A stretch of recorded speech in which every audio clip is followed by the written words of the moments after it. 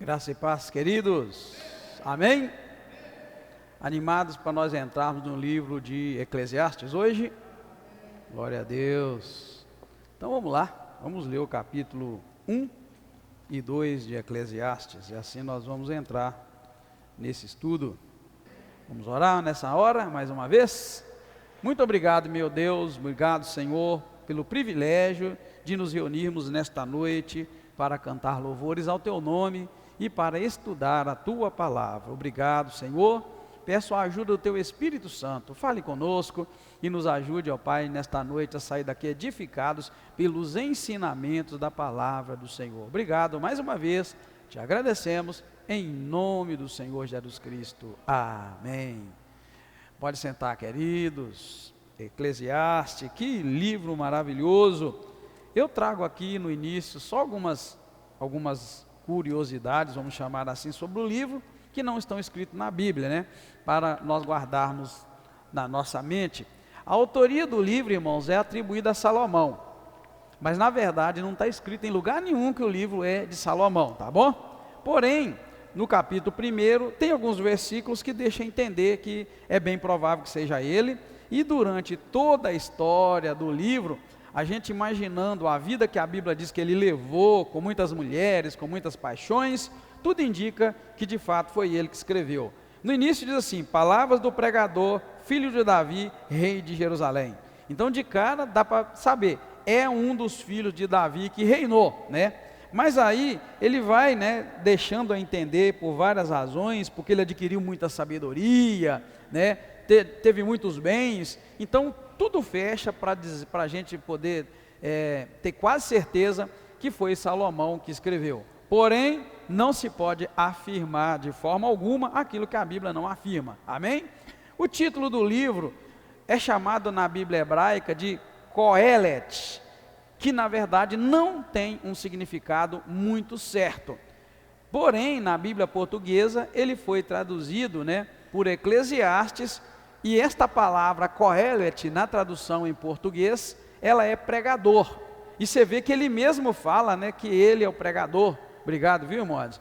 Mas na verdade o título do livro é chamado de Eclesiastes no português, ainda que no hebraico é Coelet, e o significado dessa palavra em português seja pregador, né? O conteúdo do livro, o que é que o livro todo vai falar para nós? Na verdade, é um livro pequeno, é um livro de 12 capítulos, desculpa. O que é que esse livro traz, irmãos? Ele apresenta uma série de reflexões profundas sobre a natureza da vida, o propósito da existência do homem e a busca pela sabedoria. Este é um livro muito filosófico, é um livro muito que questiona ao mesmo tempo que fala. E eu gosto muito do livro de Eclesiastes, porque ele mostra também um aspecto que eu não sei se os irmãos notaram, irmãos. Ele começa muito pessimista.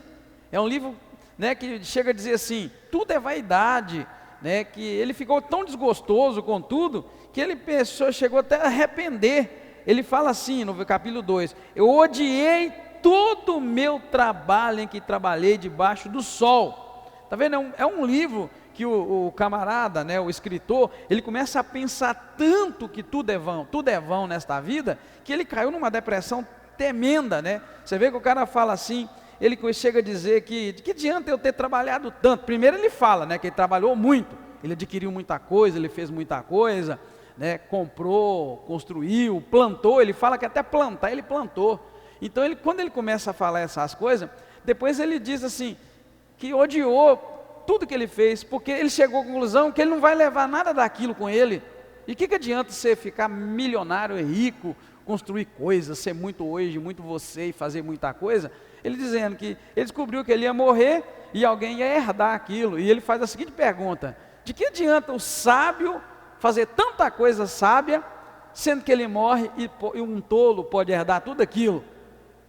Então o que ele faz? Ele fica meio que desesperado e ele entra numa depressão, né? Então eu acho muito bonito que ao mesmo tempo que o livro vai trazer essas perguntas, questionamentos e essas conclusões de que tudo é passageiro, na verdade o livro vai falar muito que tudo é passageiro, tudo isso é passageiro, e que o homem deve aproveitar ao máximo o que ele pode aqui na terra, porque isso vai passar. tudo vai passar, né? Então essa reflexão sobre a natureza da vida, o propósito da existência e a busca da sabedoria é o assunto que nós vamos encontrar no livro de Eclesiastes todinho, tá bom, queridos? Então vamos lá, ele começa do versículo 1 ao 11, fazendo uma reflexão sobre a rotina monótona da vida. Por isso que eu falei para vocês, ele começa já lá embaixo, ele começa assim, olha bem, olha que pergunta, irmãos, que proveito tem o homem de todo o seu trabalho debaixo do sol? Olha bem, está vendo? Ele está falando assim, que como aproveita de tudo que trabalha? E ele vai dizer mais, uma geração vai, a outra vem, mas a terra permanece, nasce o sol se põe, e o sol volta para o mesmo lugar de onde ele nasceu. O que ele está falando? Que é tudo igual, irmão, nada muda. E para e pensa na sua vida, o que muda? Se você for olhar assim, no geral, o que vai acontecer amanhã na sua vida? Hein, antes? O que vai acontecer amanhã na sua vida? Lembra aí, o que você vai fazer amanhã? Que hora que você levanta? É isso. E hoje, você levantou que hora? Pois é, tá vendo? Ele levanta às 5, mesma coisa. Levantou hoje 5, por volta das 5, amanhã 5. Depois você vai fazer sempre a mesma coisa, não é? Depois você vai voltar do trabalho, a mesma coisa. É isso, irmão, que ele está dizendo aqui. Sua vida é isso, a nossa vida é isso. Então ele começa muito desanimado. E ele chega a dizer que não tem nada que você faça que vai ser diferente. Tudo é a mesma coisa. E ele vai seguindo, né? Olha, o vento vai para o sul, faz o seu giro pelo norte, continuamente vai girando o vento, e o vento volta fazendo o seu circuito. Dizer que o vento vai do sul, norte, e depois ele volta e faz o mesmo caminho. Outra coisa que ele fala, olha, irmãos, como é que esse livro chega a dizer, irmãos, o seguinte, que a pior coisa é você ser sábio, e a pior coisa é você ter conhecimento, porque quanto mais conhecimento você tem, mais você vai notando e descobrindo a realidade das coisas, tá bom? E isso é incrível, como ele diz, né? Ele chega a dizer, olha, todos os rios vão para o mar, mas o mar não enche, tá vendo? Inteligência. Talvez você nunca pensou para onde vai a água do mar, né? Todas as águas para onde vão. Pois ela vai para o mar, mas a vida inteira, desde o início da fundação do mundo, isso acontece, e o mar não enche. Ao lugar para onde os ribeiros correm, para ali eles tornam a ir. É como se fosse, voltasse e continuasse. E é assim mesmo, irmão. A gente sabe que é o sistema, né, de a água evaporar, virar nuvem, voltar, da terra filtrar essa água brotar em alguma mina. É o caminho, não muda. E ele fala, todas as coisas são canseira, mais do que ninguém pode declarar. Olha bem, o que foi, isso é o que há de ser. E o que se fez, isso é o que vai tornar a fazer. Nada tem novo debaixo do sol. Veja que ele começa, irmão, deprimido mesmo, e dizendo que, olha, não tem nada novo, tudo é igual. E se a gente for pensar na vida, a vida é assim. É ou não é, irmãos? Hein? É isso que ele está dizendo, é uma vida monótona, é uma rotina monótona a vida que a gente leva, desde que nasceu dali, acabou. E ele acaba dizendo e deixando a entender que a melhor coisa é aproveitar, se alegrar, né? E você vê que as crianças vivem esse tempo, né? Agora, o problema é quando um pai corta a infância de um filho, irmãos, não permitindo que ele viva aquele tempo lá de criança, né? Que dura pouco também, né? Dura muito pouco. Mas então, irmãos, é isso que nós vamos encontrar do versículo 1 ao 11, né? Ele fala assim no versículo 10, há alguma coisa de que se possa dizer, vê, isso é novo? Ele faz essa pergunta, existe alguma coisa que se pode dizer que é novo? E ele fala, já foi nos séculos passados que foram antes de nós. Então essa parte é muito importante, essa reflexão da rotina da vida. E o mais importante é a gente entender que a vida é assim mesmo, irmãos. É por isso que muita gente não consegue permanecer num casamento, é por isso que tem gente que não consegue permanecer no emprego. Você já notou que tem gente, irmãos, que entra no emprego e fica quieta e aposenta, mas tem outros que não aguenta, né? Tem as pessoas que correm de um emprego por outro, faz escolha até ruim, porque estava no emprego, foi mudando, depois ele vai olhar para trás, nossa, se eu tivesse ficado lá atrás, estava melhor do que hoje. Isso tudo, irmãos, é reflexão que é feito nesse livro de Eclesiastes. As pessoas levam isso, assim, de certa forma, que elas não gostam de rotina, mas do versículo 1 ao 11, está mostrando para nós, irmão, que debaixo da terra tudo é rotina. Você notou que eu falei muito sério, os irmãos devem ter notado. Tem gente que não consegue ficar num casamento, tem gente que não consegue ficar numa empresa, tem gente que não consegue ficar num curso, tem gente que não consegue ficar numa igreja, tem gente que não consegue ficar em lugar nenhum, irmãos. Não consegue morar numa casa, tem que sair dali, tem que mudar. Isso, irmãos, isso é uma falha. Por isso que o versículo 1 ao 11 está falando da rotina monótona da vida. Não é aqui para dizer que a vida é ruim, é para dizer que é assim. E se é assim, você tem que acalmar o seu coração. Guarda essa palavra. Se a vida é rotineira, você tem que acalmar o teu coração. Ficar tranquilo, porque nada vai mudar aqui nessa terra. Eu já contei para os irmãos uma experiência que eu tive, que me acalmou muito, irmãos. Vem ficar quieto. Já falei para vocês, indo pela Avenida Gerasa, ali no bairro Canaã, sei lá se aquilo é Canaã, Betânia, tudo é igual, né? Canaã, Avenida Gerasa.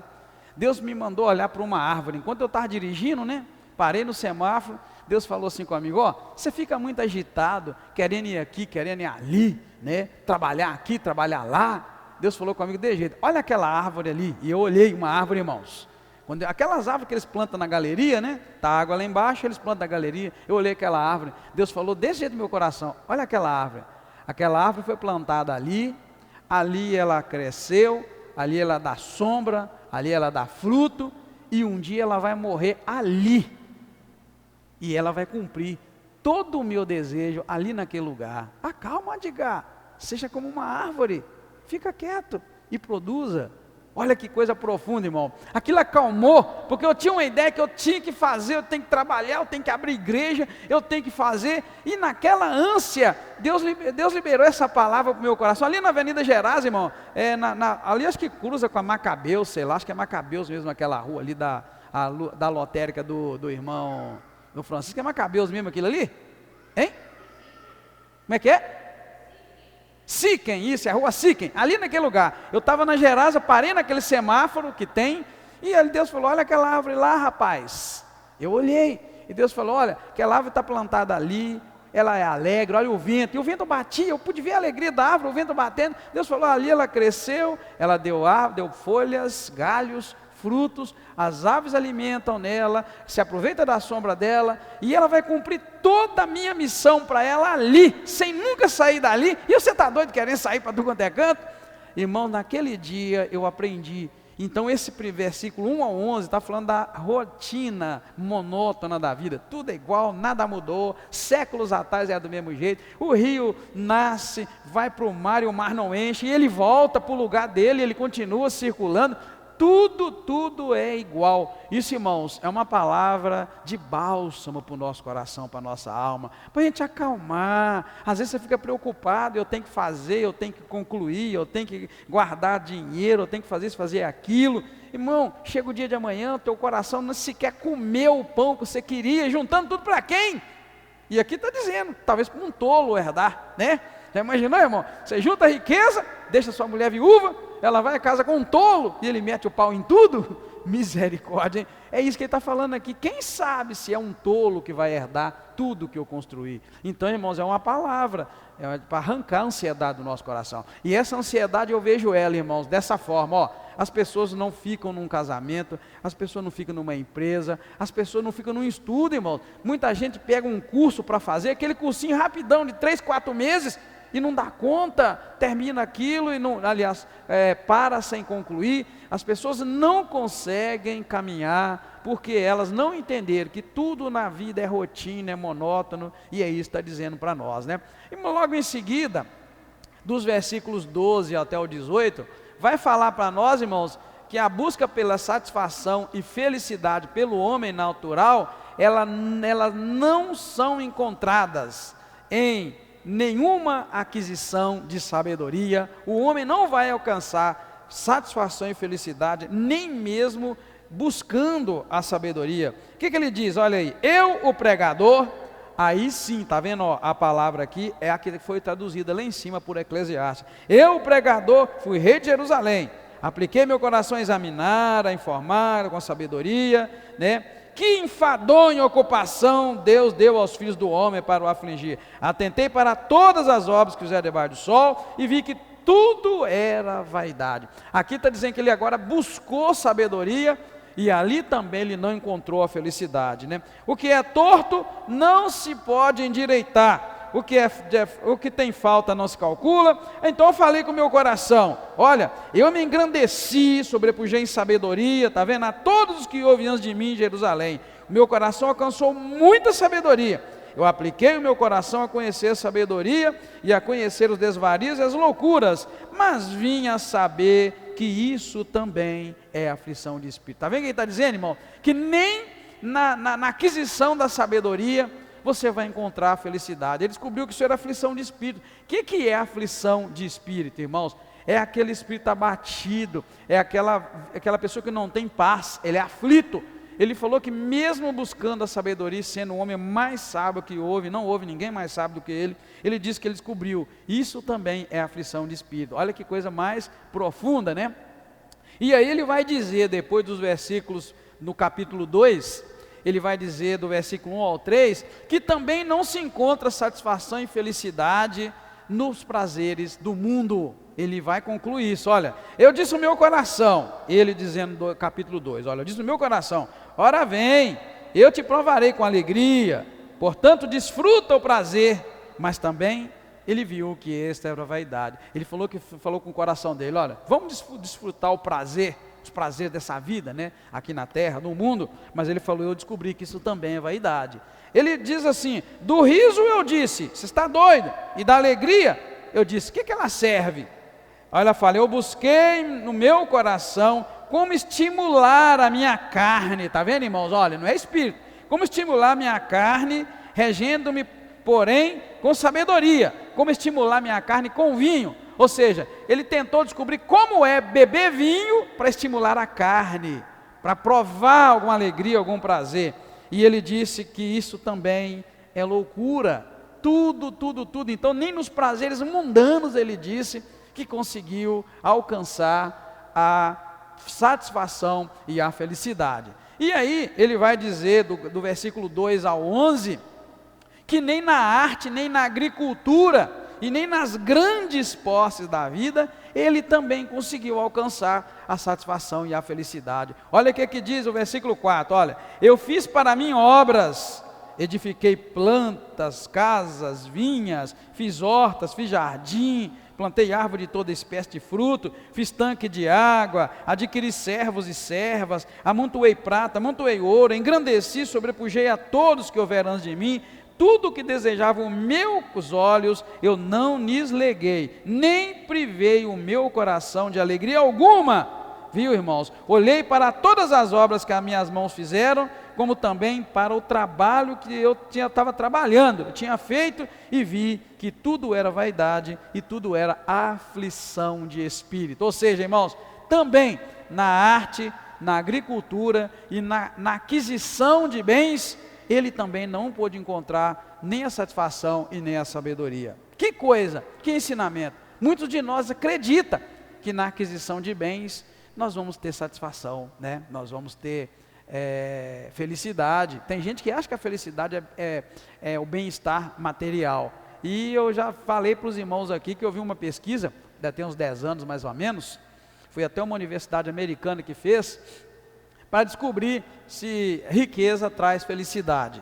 Fizeram as perguntas mais básicas para todo tipo de gente: pobre, quem não tinha nada, quem tinha alguma coisa, quem estava empregado, quem estava desempregado, quem a renda era média, quem a renda era alta, até milionário. Fizeram essa pergunta: se o dinheiro que eles tinham os fazia feliz, se a riqueza fazia feliz. Fizeram várias perguntas para chegar a essa conclusão.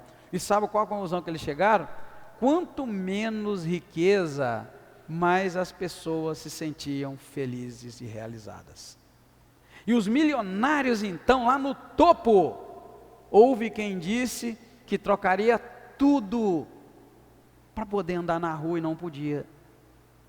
O cara, para poder ir em qualquer lugar, é helicóptero, é carro blindado, cheio de segurança, né? Helicóptero para levar em qualquer lugar, em shopping, em qualquer lugar. E a maioria deles vieram da vida simples para ficar milionário.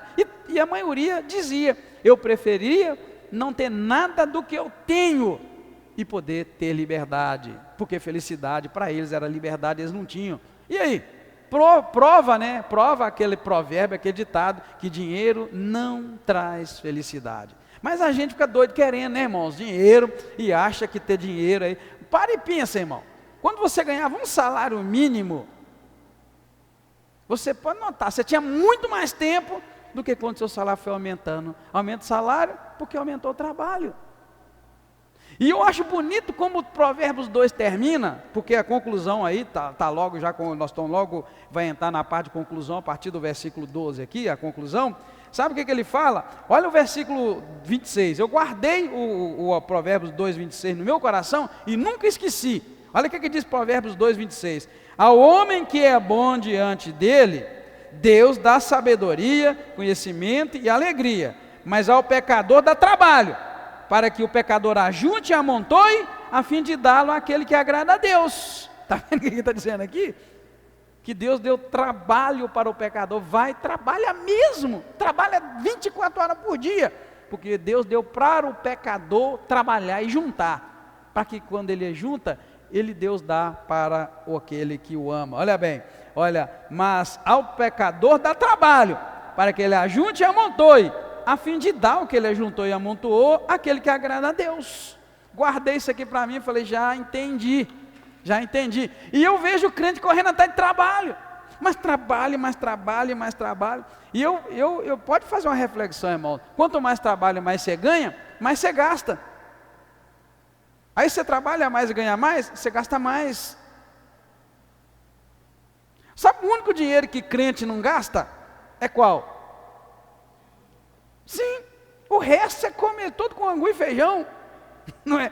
É verdade, irmão, pode parar para você ver. Crente fiel ainda guarda um dinheiro, ele deposita no reino de Deus, na obra de Deus. Mas você pode notar, irmão, se você passar a ganhar 20 mil, você vai comer ele todo. Se você mudar para 40 mil, você vai comer ele todo.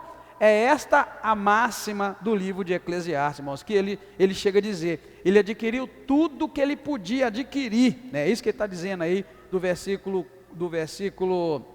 15 para baixo.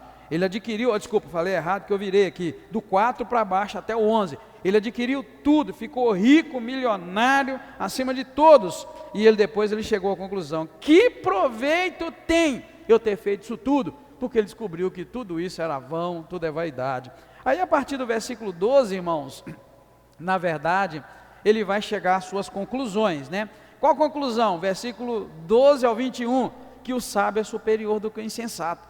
Ele provoca todas essas perguntas, esse questionamento, e depois ele vai concluir que o sábio é superior ao insensato. Ele diz assim: então eu passei a contemplar a sabedoria, e da loucura e da insensatez. Então eu vi que a sabedoria é mais excelente do que a insensatez. Ou seja, é melhor você saber de tudo isso, ponderar no seu coração, ver que é assim mesmo, e você conseguir ficar de pé. Porque o tolo vê isso e desanima. O que o tolo vê? É vaidade mesmo, quanto mais gente ganha, mais gente gasta. Então, não vou me preocupar não vou nem trabalhar. Aí é o caminho do tolo, porque existe dois tipos de tolice, né? É a tolice de você ver a circunstância da vida e paralisar e não caminhar, ou você caminhar dentro do conhecimento e da sabedoria, mas mesmo caminhando, você não admitir que aquela é a realidade, né? Aqui está mostrando para nós que tudo é vaidade, tudo vai passar, tudo vai acabar. Não priorize essas coisas na sua vida, porque senão você vai agir igual o tolo, né? E o caminho não é bom. Ele vai seguindo, né? Odiei o dia 17, assim eu odiei esta vida, porque a obra que se faz debaixo do sol é penosa. Está vendo, irmãos? É uma tremenda depressão quando ele estava concluindo essas coisas, né? Verso 17, odiei meu trabalho, que trabalhei, né? 19, quem sabe se será ele sábio ou tolo, aquele que vai herdar tudo aquilo que você produziu. Quem aqui já viu, por acaso, ou já ouviu o caso de um homem, um senhor, que na sua idade já era um homem já mais de idade, né? Que você era criança, você era jovem, adolescente, esse homem já era mais velho, que esse homem trabalhou e adquiriu riqueza. seja fazenda, seja terra, seja propriedade, mas depois que ele morreu, alguém herdou e acabou com aquilo tudo. Alguém conhece alguém? Eu conheço uma meia dúzia. Isso aqui que está dizendo, irmão, o cara trabalha igual louco, consegue bens, às vezes nem comia direito, só trabalhar, adquiriu ali uma fazenda, adquiriu comércio, adquiriu terrenos, adquiriu casa, o cara morre e às vezes nem aproveita daquilo, porque ele só vivia para produzir e fazer aquilo. Ele morre, fica filhos, fica lá parente, sei lá quem, mete o pau naquilo tudo. Ele chega a essa conclusão: quem sabe se quem vai herdar, quem vai ficar é sábio ou tolo? De sorte que eu apliquei-me a fazer o quê? Que o meu coração, olha bem, o maior desespero dele, verso 20, de sorte que me apliquei a fazer que o meu coração perdesse a esperança de todo o trabalho em que eu trabalhei debaixo do sol. O cara chegou numa situação que falou, já era. Por quê, irmãos? Lembra que eu falei que ser sábio, inteligente, ele falou aqui no capítulo 1, que é a aflição de espírito? Por quê? Quando você começa a saber que a realidade é essa, você sofre. Você sofre porque você começa a pensar, e não é que é assim mesmo? Por que eu estou me matando, eu estou igual doido, não é que é isso mesmo? E aí o cara pode paralisar, né? É um caminho complicado. Então, para a gente concluir, né, nós vimos aí que o sábio é superior do que o insensato, ele vai deixar isso bem claro para nós, até o versículo 21, né? Porque o homem cujo trabalho é feito com sabedoria, conhecimento e habilidade, contudo ele deixará como herança um homem que não trabalhou nele. Isso também é vaidade, né? E é grande enfado, ele diz. E por fim, vai terminar dizendo que pela busca dos prazeres na vida humana, não há nada melhor do que comer, beber e gozar a vida. Olha o 24. Nada há melhor para o homem do que comer, do que beber e fazer que a sua alma se alegre com o bem do seu coração. Vi que isso também vem da mão de Deus. Você vê que agora ele não falou aqui que isso é vaidade.